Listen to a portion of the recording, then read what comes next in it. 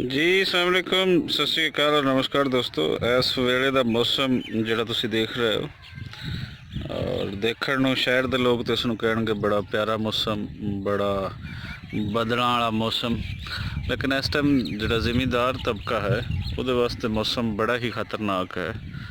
सो क्योंकि बारिश फसलां जिहड़ियां हन कुछ कट रही हैं, कुछ कटियां पईयां। अगर इधर असीं वेखीए तो यह फसल कटनी है।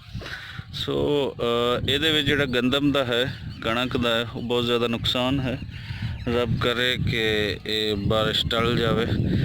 ਬਹੁਤ ਗਹਿਰੇ ਬੱਦਲ ਇਸ ਸਾਈਡ ਤੇ ਅਗਰ ਦੇਖੀਏ ਤੇ, ਔਰ ਇਸ ਤਰ੍ਹਾਂ ਦਾ ਬੱਦਲ ਅਗਰ ਵਸੇ ਤੇ ਬਹੁਤ ਹੀ ਜ਼ਿਆਦਾ ਨੁਕਸਾਨ ਹੈ।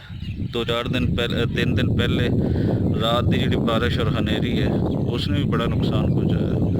ਔਰ ਰੱਬ ਕਰੇ ਕਿ ਇਸ ਤੋਂ ਬਚ ਜਾਈਏ, ਮਿਹਰ करे किसानां ते। समझ नहीं आती कि मौसम दिन ब दिन जदों ही कोई फसल का होंदा है, खासकर कणक की कटाई का है या चावल की कटाई का है, तो मौसम खराब होना शुरू हो गया। पहले इस हद तक शदीद मौसम नहीं आते सी।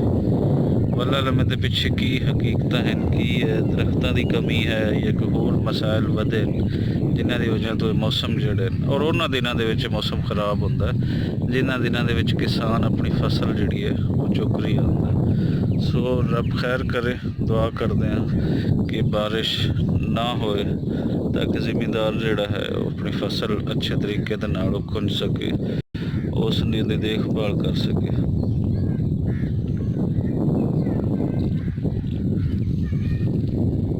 चार चफेरे कणकां इस टाइम बनिया जा रही हैं, जड़ियाँ बाकी अजे तक नहीं कटियां उन्होंने कट्टिया जा रही है।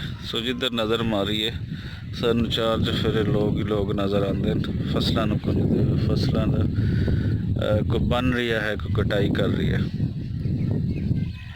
सो यह मौसम है इस टाइम। मैं खड़ा हाँ मंचनाबाद है, मंचनाबाद डिस्ट्रिक्ट बहावल नगर है और लहंदे पंजाब विच पैंदा।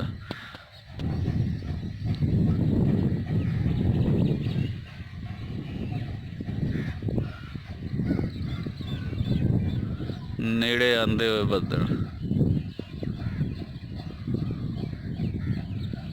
देखो की बनता।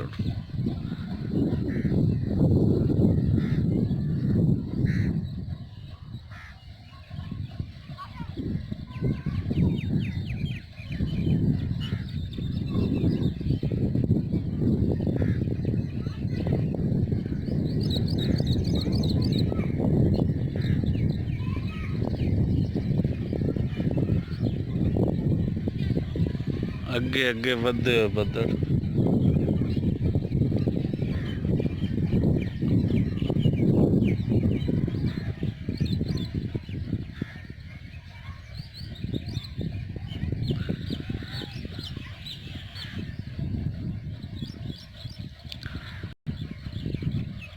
यही दुआ है कि जी रब खैर करे बस।